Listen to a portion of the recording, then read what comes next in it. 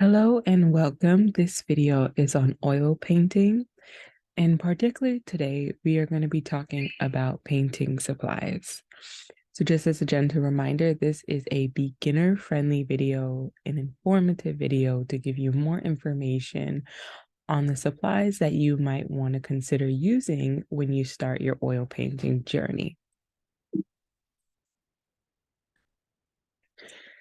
So what supplies can you use to oil paint? Here I'm going to talk about 10 supplies that are often used in the oil painting journey. And at the end of this video, we'll talk about some alternative supplies that you might want to give a try. First off, no matter what, baby, you're going to need your paint. But specifically, you are going to need oil paint. So oils can be purchased in either a student or artist professional grade, and that's something that we'll go deeper into. Another thing that you'll need is a palette knife, which is just a thin knife. You'll need a paint palette, a handheld razor scraper, some oil painting mediums, gloss varnish, brushes, turpentine or paint thinner, silicoil brush cleaning tank, and some soap and water. These are 10 of the supplies that we will go over. So let's get into it. So first up, you're going to need some oil paint. I almost gave it away earlier, but oils can be purchased in student and artist or professional grade. An artist grade oil is more expensive because they contain more pigment. So because they contain more pigment, they offer better opacity and color coverage. Student grade paints generally have less pigment and more oil in composition. So the next recommended tool for oil painting would be a palette knife. I recommend a thin metal knife with good flexibility. This tool is used to scoop, mix, and optionally apply paint. You never really want to mix your paint with your brush. It will ruin your brush, and most of the paint will get stuck in the core of the bristles, and it'll be very hard to clean. So that's why you want to opt to use a palette knife whenever you're mixing your paint and your oils. So here we have a paint palette. Many options exist for paint palettes. I use a glass picture frame over a neutral colored paper. You want to use something that's flat and so it's easy to scrape clean. Now, the reason you want to use, or you don't have to use it, but it's typically recommended to use a glass type palette is so that you could get a pure form of your color. Because sometimes if we mix a color or pour a color on a certain colored palette, it takes away from the way you view the color. So you want to try to use a pure, like a transparent palette, and then put something that's white underneath it so that you could see the pure form of the color on its own. So next up is a handheld razor scraper, and this tool just comes in handy when you're cleaning the palette so that you could scrape off your paint. Now, one of the major basic oil painting supplies is a oil painting medium. So this is used in place of water to adjust the viscosity of paint.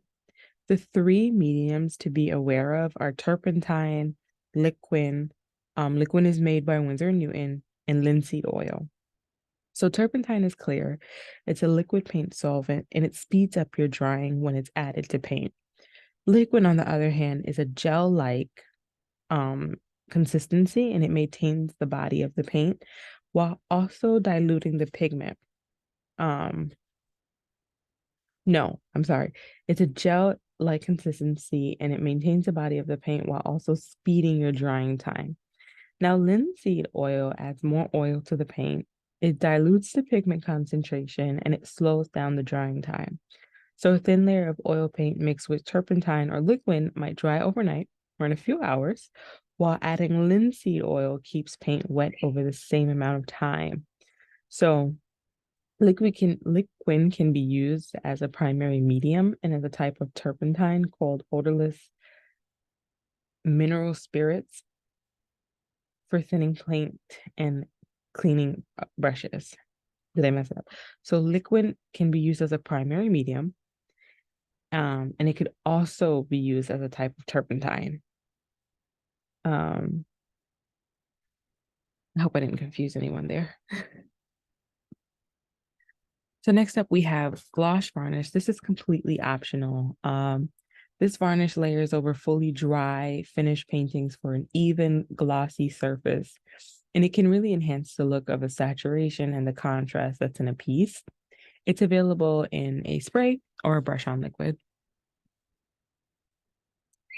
So with brushes, I have a variety of brushes. They come in round, flat, angled, filbert, short-handled, long-handled, and there are brushes for oils and brushes for acrylic paintings. But with oil brushes, they have a thicker bristle than the acrylic brushes. And the reason they have a thicker bristle is because it's easier to move heavier body paint. So you can use cheap variety pack acrylic brushes. Um, they help you to work with very thin, smooth paint layers. And the soft bristles help to blend the paint easier. Um, but starting with a cheap variety pack when you're starting out allows you to experiment and get a feel for different brush head shapes. So I recommend starting off with some small round brushes for detail work, mid-sized flats for covering larger areas, and small to medium angled brushes for creating clean edges and lines. So next we have turpentine, also known as a paint thinner. So turpentine is a solvent. It's useful for cleaning brushes and thinning oil paint. When it's mixed into paint, it will dilute the pigment, but it will speed the drying time. As a medium, this is great for building thin initial painting layers. You can also use it to clean brushes. So there are different types of turpentine that you can use. I recommend an odorless mineral spirits produced to decrease the chemical odor that comes with turpentine. Another cool and useful tool is a silicoil brush cleaning tank. And it's just a small plastic tank with a lid and a metal coil inside that's filled with paint thinner. Again, I fill mine with odorless mineral spirits. So oily brushes can be run through the paint thinner and over the coils to clean the bristles after a painting session or between color changes. If you don't have access to a silicoil brush cleaning tank, that's okay. You could just go to the dollar store and get a small container and kind of like cut out a mesh wiring, if you have a mesh wiring, and put it in the container. So that when you pour your paint thinner in there, the paint residue will not go through the mesh wiring. And it won't mix with the paint thinner. So that way you can reuse the paint thinner when you're done. Okay. So lastly, it's a very simple tool. It is just some soap and water or brush cleaner. So you can have a standard liquid or bar soap, shampoo or brush cleaner, or oil soap can be used after painting to remove the residue paint from your bristles in your brush. While paint thinner is fast and effective, soap has fewer harsh chemicals and can be used after paint thinner for additional brush care. So there are some additional supplies that are not needed, but if you are interested in it, I decided that I will include it. These supplies are mostly used for when you're transferring your drawing before you start your project. So one of the first things is masking tape. Masking tape can be used around the edges of your painting to help you have clean edges if you don't want to fill the whole canvas. And it could also be used to transfer your drawings.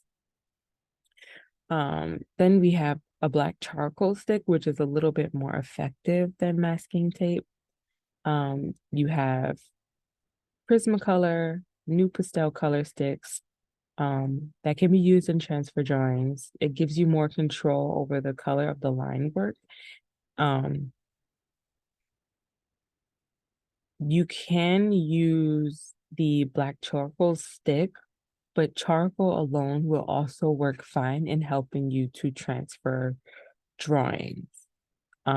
There's also tracing paper where transfers can be made by covering the back side of a printed image or by covering the back side of a traced image, depending on your needs.